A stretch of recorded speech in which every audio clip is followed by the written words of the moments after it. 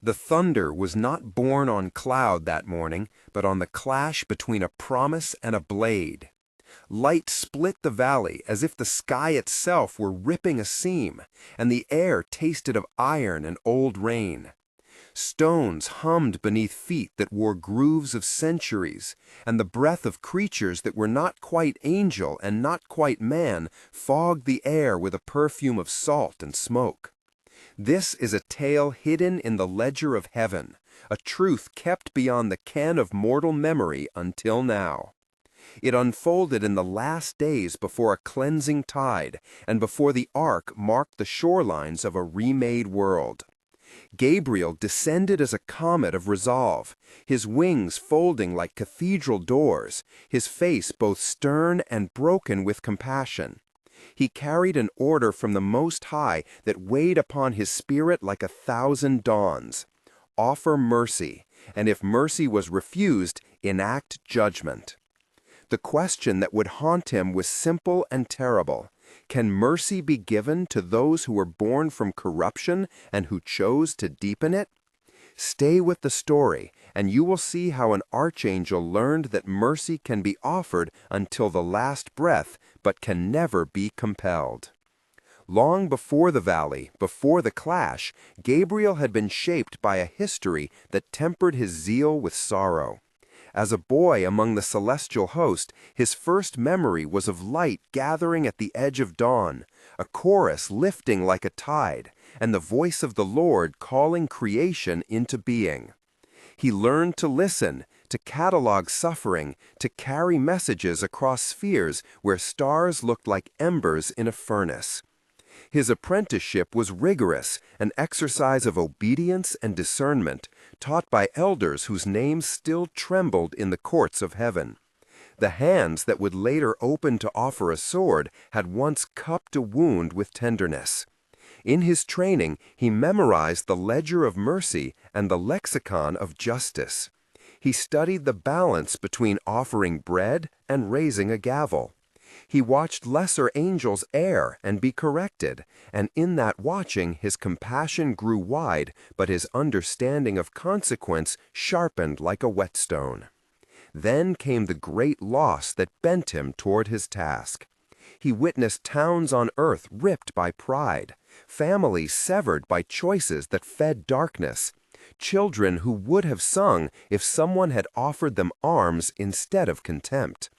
The memory of a human cry, too small to be heard in the courts, lodged in his breast like a thorn. It was that thorn that made his actions heavy with both tenderness and resolve, a mingling of tears and steel.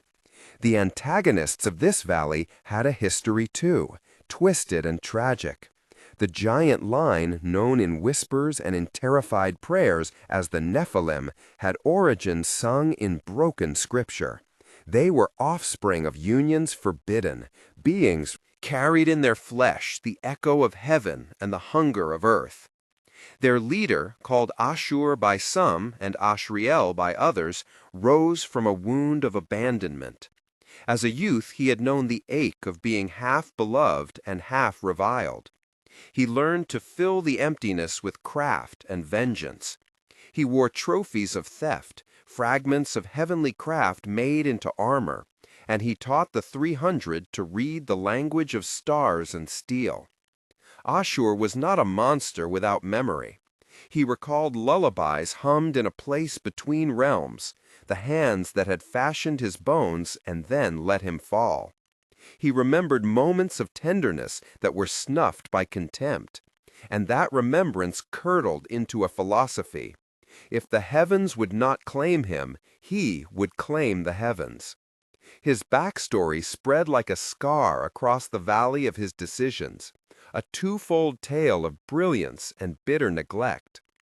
Along the slopes and in the low cabins clustered in ravines, reactions murmured among named voices that would matter on the day of reckoning. Eliam the potter hammered his fist on a table when the first rumor arrived. Miriam the watchwoman wept and sewed flags of warning. Jonas the scribe copied broken verses and muttered prayers. Barak the shepherd brought lambs to be spared. Hazael the blacksmith tightened blades until sparks fell like small stars. Layla the healer smeared oil and whispered benedictions. Tobiah the youth looked for signs and found footprints that did not belong to any man. These 8 bore witness, acted, and later testified with trembling hands to what they heard and saw. The scene shifted to the throne, where debate like thunder took place. The Most High sat in a light that had neither dawn nor dusk, and around the throne hosts of angels swirled like slow shining leaves. Gabriel bent low and heard words of counsel that were both ancient and fresh. "There is corruption in the valley," said one voice, the tone like a bell. "There is seed of rebellion," intoned another. A third, more tender, said, "Yet mercy has not been exhausted." Gabriel felt the tension between justice and grace press against his ribs. "Send him," the Most High declared, the syllables full of a sorrow that was holy. "Offer mercy before the sword is lifted." There were objections. Voices asked how many would be spared, how many would be lost, what precedent would stand for future ages. Gabriel listened to each argument, each plea that contained both fear and love. He accepted the mission as a burden and a benediction. He was to descend, present the offer of redemption, and, where refused, to stand as the instrument of righteous judgment. The journey down the mountain was a pilgrimage of senses. The air cooled, smelling of wet earth and the tang of trodden leaves. The sound of wings diminished to a small wind that ruffled cloth and hair. Gabriel felt the grit of soil under his sandals as he approached the vale, saw the silhouette of giants who made tree trunks look like twigs, tasted on his tongue the metallic aftertaste of impending combat, and heard in the distance the chant of those who had fashioned their law into a drumbeat. The valley lay like a bowl of shadow, pierced with man-made braziers that threw orange mouths into night. The giants moved with a gait that shook ground and rattled bones. Armor plates hummed with a strange alloy, and their voices carried a cadence that belonged to both song and decree. Tension rose in Gabriel like a drum roll. The first true negotiation was neither quick nor cold. He stood before Ashur and the 300 and offered words that smelled of thunder and comfort. In a dialogue that stretched and swelled, they traded accusations and entreaties. "We were made to rule," Ashur declared, his voice like a cliff. "You left us with hunger."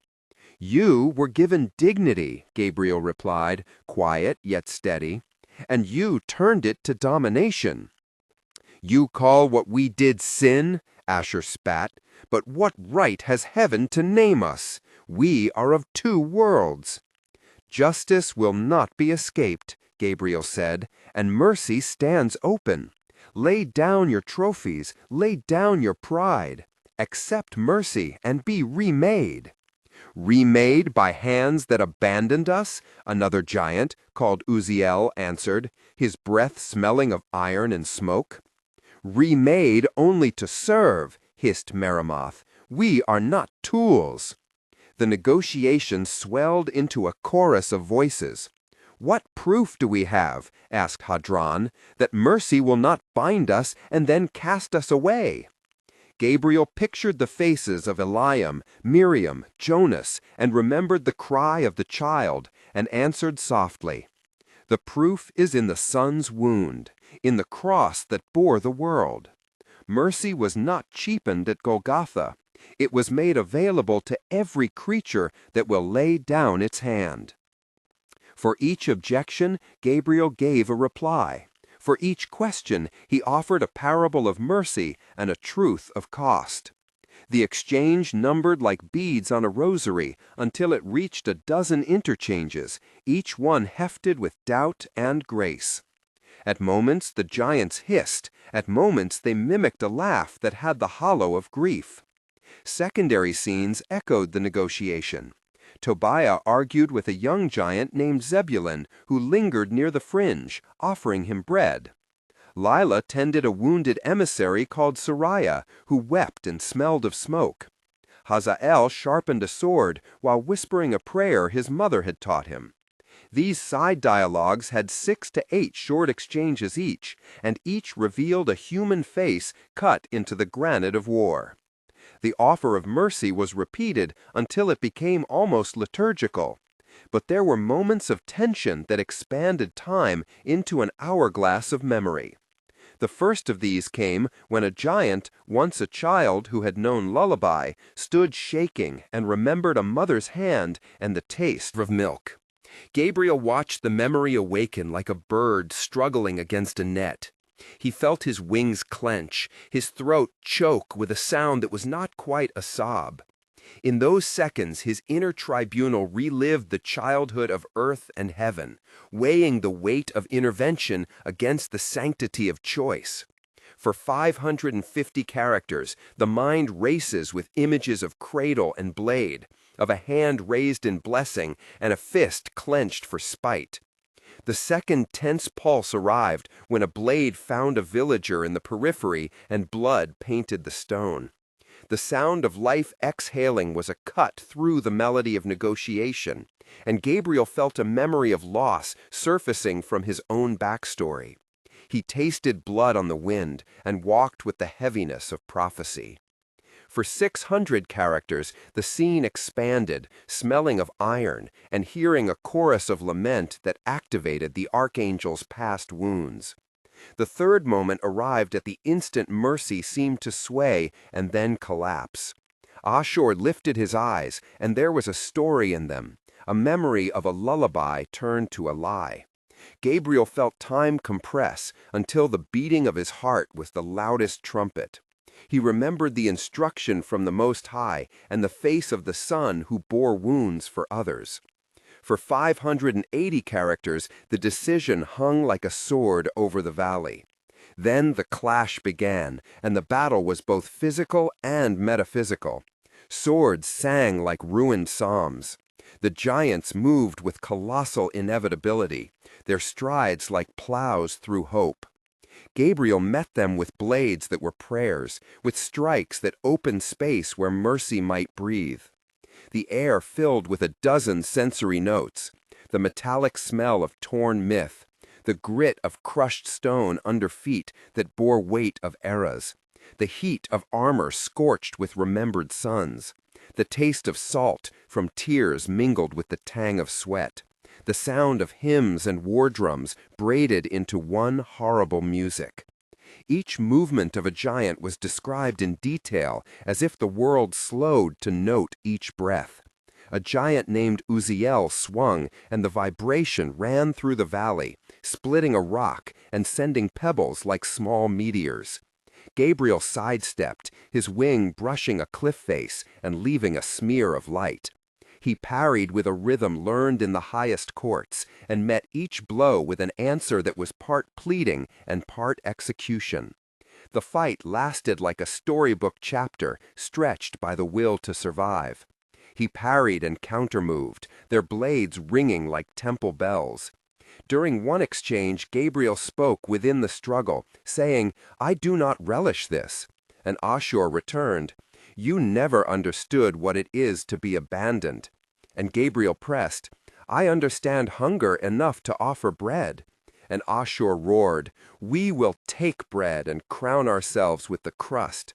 And Gabriel shot back, "You are offered a feast you cannot craft yourself." And Ashur replied, "Then it is a trick of those above." And Gabriel answered, "It is an invitation." And Ashur spat, "We do not kneel." And Gabriel whispered, "Yet kneeling heals." And Ashur cried, "Kneeling is submission to those who hurt us." And Gabriel said, "Submission to mercy is not defeat." And Ashur sneered, "Spare your sermons." And Gabriel closed the circle with, "Spare your victims." These 12 exchanges in the heat of combat unveiled the moral anatomy of the conflict. Wounds opened and bled not only flesh, but memory, and the giant's armor began to show cracks where truths had struck. Secondary skirmishes between named villagers and fringe Nephilim produced smaller dialogue sequences and sensory panels. Miriam smelling smoke as a child fell in a doorway, Jonas feeling the grit of ash, Barak hearing the bleat of lamb, and then the silence when a shepherd fell. The crescendo built until one final blow would test the claim of free will. In a moment that must be told with reverence, the leader of the 300, Ashur, lay on the earth, breath heaving like a furnace. Gabriel knelt, offering first a hand and then speech. "Come home," he said, voice salt and honey.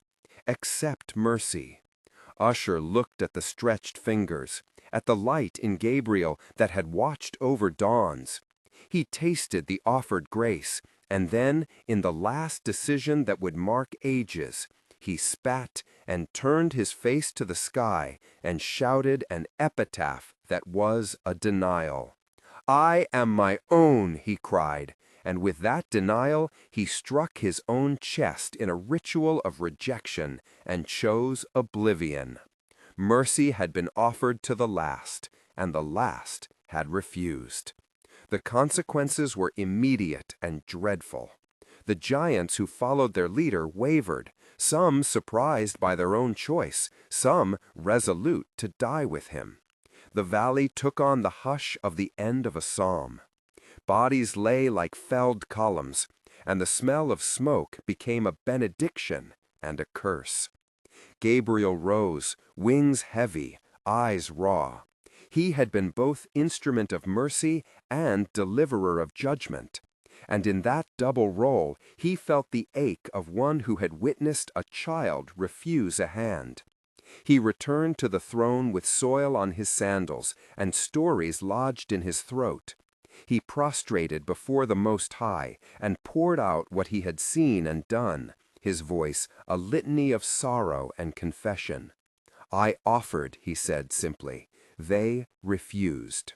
The Lord listened as the Son, the only begotten, bent in a manner that was both blessing and grief.